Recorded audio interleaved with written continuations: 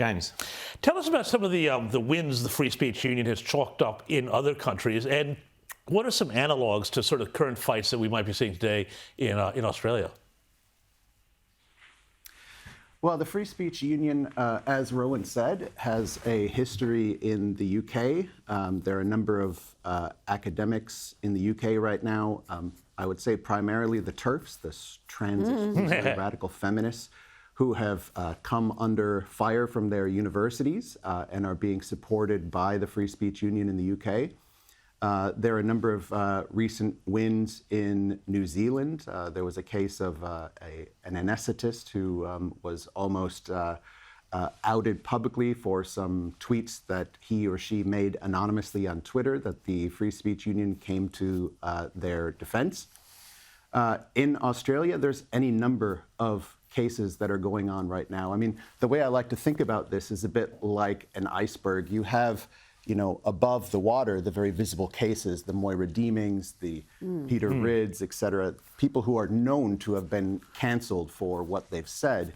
But below the water is what you don't see, and that is a much bigger mass of people who self-censor, people who are afraid to express themselves, not just on Twitter, but in their workplaces, and a large number of people who have been canceled but simply don't have a voice to let others know that they've been canceled. So there is the value of the Free Speech Union. You're not alone. You have people behind you, you have people with you, and you have people with resources who can help you. Rita. So is it like a union? You have to be a member, paid up member to utilise your services and get your support if someone tries to cancel you? Yeah, that's exactly right. We are a member-driven organization like any other union, but we are unlike any other union. I think we all know that most trade unions, especially in this country, are vehicles of wokeism. I think they've long since abandoned the idea of their existence to bargain for wages in favor of the need to push a particular narrative, a woke narrative, so to speak. Whereas traditional unions are, as they say, they claim to be interested in protecting your wages. The Free Speech Union is interested in protecting your right to free speech, which, in my view, is a currency that's equally valuable, if not more valuable than a dollar, than your wages. And Andrew, you mentioned Moira Deemings. She was there at the launch. So was Peter Ridds. So was Holly Lawford-Smith. All have been cancelled by their universities or cancelled by the political parties.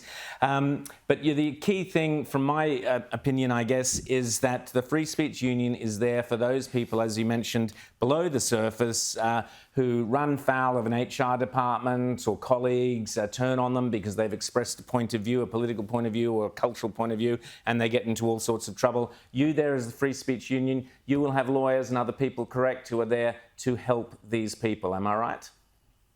And they need to contact you. That's absolutely right.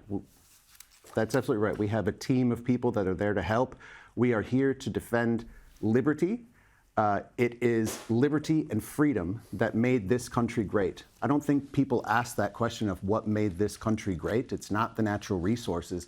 It is the fact that we have had liberty and freedom to express ourselves, and that is under threat, dramatic threat at the moment.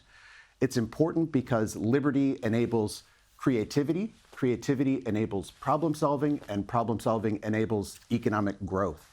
So it's not just about speech. There are wider implications to what we're doing. We think that speech is the most fundamental right, the right to say something or the right not to say something. And we are here to defend it until the end. Andrew Timming, thanks so much for coming on Outsiders. And if you want to join the Free Speech Union, find out more about it. They need people to get behind it. It's gone gangbusters in the UK and New Zealand. We want to see the same thing happen here in Australia.